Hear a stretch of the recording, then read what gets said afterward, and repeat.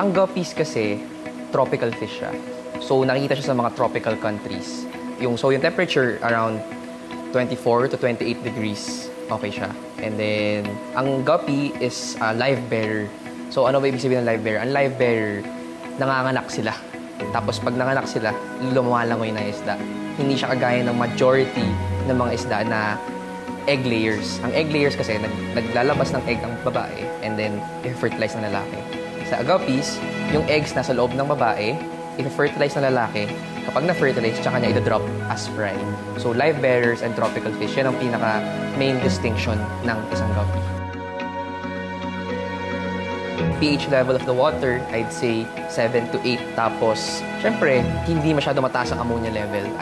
Yung medyo, medyo specific na. Pero in terms of ideal nga, maliit lang na aquarium. Kasi, ano ang logic bakit maliit lang ang aquarium? Para mahabol ng lalaki yung female. Kasi if sobrang laki na aquarium mo, mahihirapan habulin ng lalaki yung female. Hindi niya pang-fertilize yung eggs. So, in a way, tinutusok kasi ng lalaki using his anal fin, yung babae, para makapag-infuse ng sperm. Yun. So, in terms of frequency naman ng breeding ng mga guppy, if swerte ka talaga and if maganda ang kondisyon ng breeder mo, once a month nakakapag-produce sila. They will start at 3 months. 3 months old, pwede mo nang i-breed yan. And then, 3rd month, 4th month, 5th month, all the way to 6, 7, 8 months. Pwede sila mag-breed. Pero kami, ang rule namin in MR Guppy, 3 times lang namin i-breed ang breeders. 3 to 4 times, and then, retire na sila. Pwede pa sila magparami, pero yung mga quality ng isda na lalabas sa kanila wouldn't be as good anymore as compared to the first 4 batches. Maraming signs. Una, syempre, pag nakita mong malaki na yung tiyan, diba? May sinatawag na box type. Ang box type, diba, ang isda, pag ganun siya, diba? Pero pag nag-box type siya, nag-ganun na yung shape niya, ibig sabihin, malapit na siya manganak.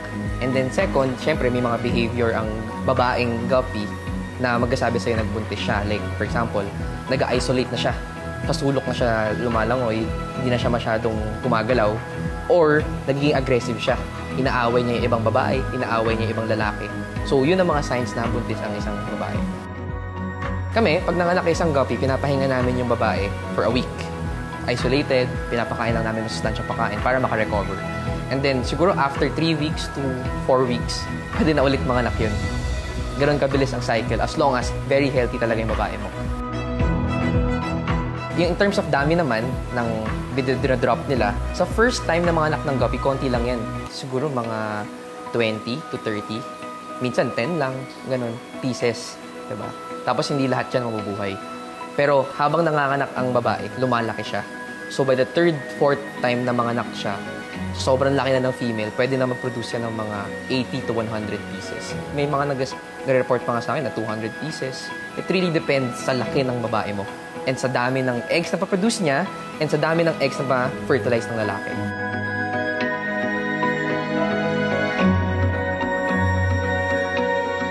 Ang pinaka-importante talaga, especially sa pag-travel ko rin in other countries, pag-check ko ng mga guppy industries, live food. Ano ba ang live food na pinapakain sa guppy? First, ang pinaka-special, and nagbebenta rin kami nito personally, baby brine shrimp. Ito, kailangan i-hatch to. Second, Dapnia, Moina, or Magna. Ito, nakukuha to from the wild. Maraming sellers nito. And then third, Tubifex sperms. Ito yung tatlong live food na talagang ginagamit sa ornamental industry. And if hindi ka magpapakain ng ganito, hindi ganun ka-healthy yung mga isda mo, and hindi rin sila ganun kalaki, mabilis lumaki. Kasi very high in protein itong mga to. And then syempre, ang substitute or mga secondary na pwede mo ipakain is feeds. Doon na pumapasok yung quality ng mga feeds naman na ipapakain mo. So without the live foods, mabubuhay ang guppy pero it wouldn't be as healthy if feeds lang. Well, there are two kinds of breeding, diba? Yun yung introduction. May mass breeding, maraming breeders pagkakasama, and then hayaan mo na sila ng mga anak, collect mo lang yung mga anak. There's selective breeding. Selective breeding is for hardcore hobbyists na gusto sumali sa mga shows, international or local. Selective breeding, you have to understand ano yung standard ng inaalagaan mong strain. And then, ano nga ba ang kulang sa strain ko? Kunwari, hindi masyado maganda yung pagka-red niya. Ngayon, maghahanap ka na ibang breeder na merong ang ganda ng pagka-red ng same strain, and then you cross it with your female or with your male, ganun.